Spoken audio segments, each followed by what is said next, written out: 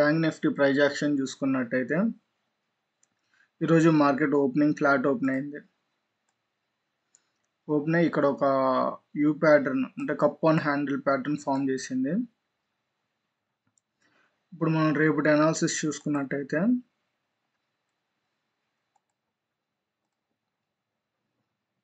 Daily time ఫ్రేమ్లో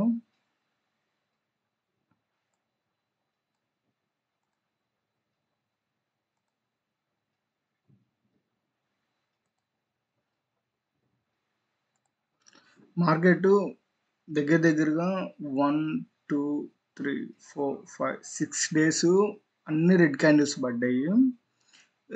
so ఒక reversal అయ్యే ఛాన్సెస్ ఉంది. నెంబర్ 1. నెంబర్ 2 ఏంటంటే ఎవ్రీ టైం క్లోజింగ్ అనేది ప్రీవియస్ డే కిందే క్లోజింగ్ ఇచ్చింది. ఆల్మోస్ట్ డోజీలు పడ్డా, ఇన్సైడ్ క్యాండిల్స్ పడ్డా అన్ని క్లోజింగ్ మాత్రం ప్రీవియస్ డే కిందే క్లోజింగ్ ఇచ్చింది. అదొక ఇంపార్టెంట్ పాయింట్. ఇది మొత్తం ఛానల్లో ఫామ్ అయింది.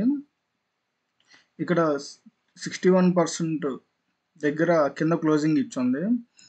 ఇప్పుడు 6 క్యాండిల్స్ వరుసగా పడ్డాయి కాబట్టి మీకు ఒక రివర్సల్ క్యాండిల్ పడే ఛాన్సెస్ చాలా ఎక్కువ ఉంది. ఎందుకంటే ఇలా వెళ్ళిపోదు కదా, కొంచెం రీటెస్ట్ తీసుకొని ఇలా వెళ్ళిపోదు మార్కెట్. కొంచెం రీటెస్ట్ తీసుకొని ఇలాగానే వెళ్ళాలి, లేదంటే ఈ రీటెస్ట్ తీసుకొని దీన్ని లో బ్రేక్ చేయకుండా ఇక్కడ నుంచి ఇలాగానే వెళ్ళాలి.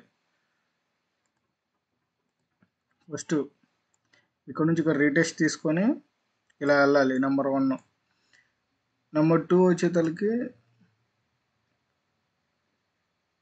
రీటెస్ట్ తీసుకొని కొంచెం కిందకు వచ్చి డబ్ల్యూ ప్యాటర్న్ టైప్లో పైకన్నా వెళ్ళాలి. ఈ రెండిట్లో ఒకటి జరగాలి. ఇప్పుడు మనం 1 అవర్ టైం ఫ్రేమ్లో చూసుకున్నట్టయితే ఫిబొనాకీ తీసేస్తున్నాను. మార్కెట్ ఒక ఛానల్లో ఉంది, అంతా ఒక ఛానల్ ఫామ్ అయింది. ఇప్పుడు ఈ ఛానల్లో అప్ సైడ్ బ్రేక్ అయ్యి ఇక్కడ నుంచి దీని హై బ్రేక్ అయినట్టయితే మార్కెట్ బుల్లిష్ ఉండే ఛాన్సెస్ ఉండిద్ది. డౌన్ సైడ్ ఇలా ఉంది కదా, దీన్ని ఇలా కింద బ్రేక్ అయితే మార్కెట్ బేరిష్ ఉండే ఛాన్సెస్ ఉంది. కానీ మనం ఎగ్జాక్ట్గా 15 మినిట్స్ చూసుకున్నట్టయితే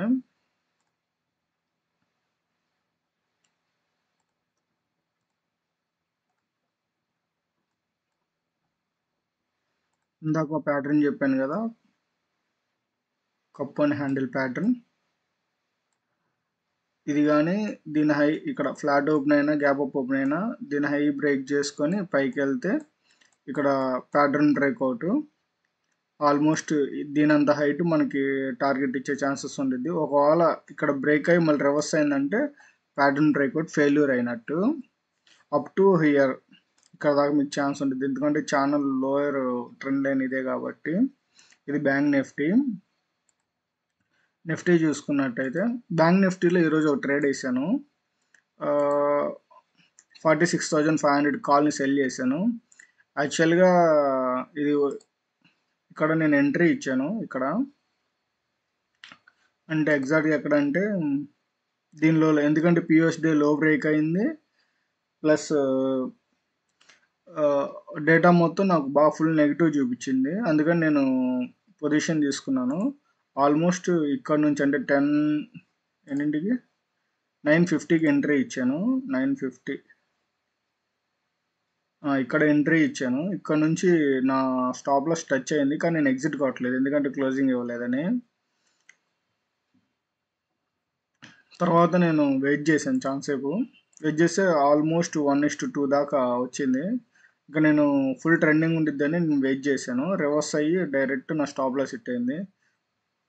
ఇంత పెద్ద క్యాండిల్ చూసిన తర్వాత నేను భయపడి ఎగ్జిట్ కొట్టేసాను. నాకు అందుకని ఆల్మోస్ట్ అంటే యాక్చువల్గా స్టాప్ లాస్ హిట్ అవ్వాలి, కానీ నేను నో లాస్ అంటే టార్గెట్ 1 టార్గెట్ 2 హిట్ అయింది కాబట్టి, టార్గెట్ 2 నియర్ వచ్చింది కాబట్టి నా ఎస్ఎల్ని మూవ్ చేసా ఎంట్రీ పొజిషన్కి.